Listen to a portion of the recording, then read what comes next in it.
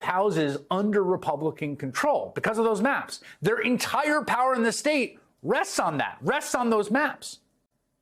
Now, the existential threat to that power would be if the state Supreme Court in Wisconsin found those gerrymandered maps to be unconstitutional under state law.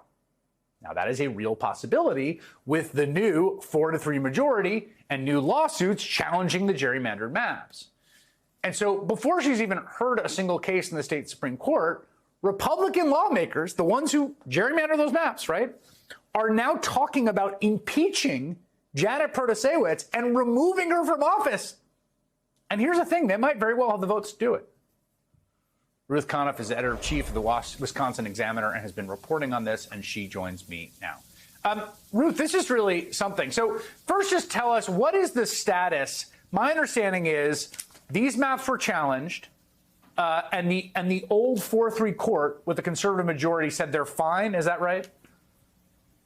Well, yes, the old majority. I mean, it goes back further than that. When Republicans controlled not just both houses of the legislature, but also the governor's mansion under Scott Walker, they gerrymandered the maps in 2010 after that census, and they made this incredibly Republican favoring setup in a back room, you know, in a map that was challenged repeatedly in court, hidden from the public, you know, very much all Republicans rigging it for themselves.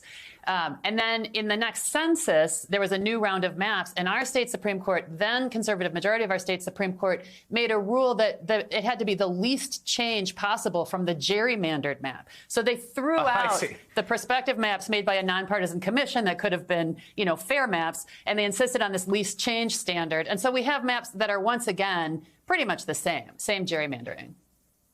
And that there is a lawsuit now, right? This is going to come back to the state Supreme Court where there's a colorable claim, and in the past other justices have found that it violates the state constitution. Yeah, I mean, it's you know, it's been an issue for years that we don't have fair maps. I mean, the clearest illustration of how unfair they are was in the 2018 election when Governor Evers, a Democrat, was elected, and Democrats won every single statewide race that year. And yet, in the Assembly, Democrats were only able to win 36 out of 99 seats. So you can, the skew is overwhelming.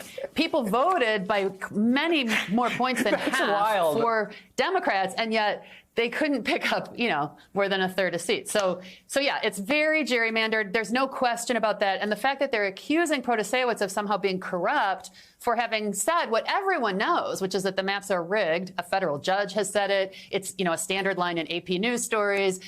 Robin Vos, the head of our assembly, who's now threatening to impeach her, has admitted it himself. You know, this is just a fact. It's just factually, you know, demonstrable that the maps are rigged. Yeah. Yeah, if you have an election like 2018 where you win a bunch of statewide races, and in that same election, with that state voter base who votes for a bunch of Democrats statewide, turns into a 2-to-1 majority in one house, like, you know. Right. So this is the thing, though. This is existential for them, right? Because this is how they have their power. So they are now talking about publicly impeaching her before she even does anything or rules, right? Am I right about that? Right. Yes, you're right. You're right about that. Robin Vos, who is the Speaker of the Assembly, has said that they're going to seriously consider impeaching her.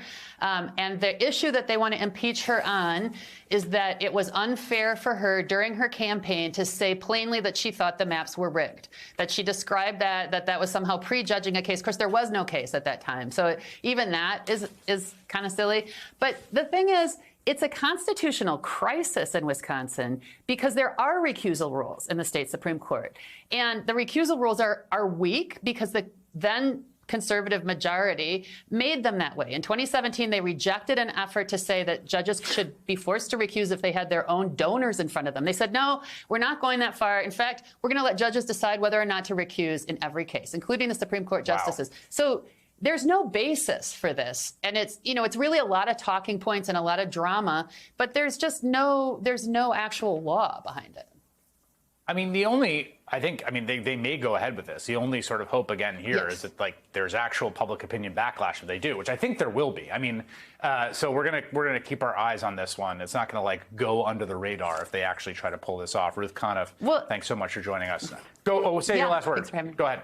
Well, it's just that they could procedurally delay her. If they impeach but don't convict, she can't act. And so then that sets up this dilemma where she's kind of sidelined before the 2024 election on this issue. And so the issue there is Evers could reappoint. He could, she could quit. Somebody else could step in. And so that is going to unfold, and that's going to be very interesting.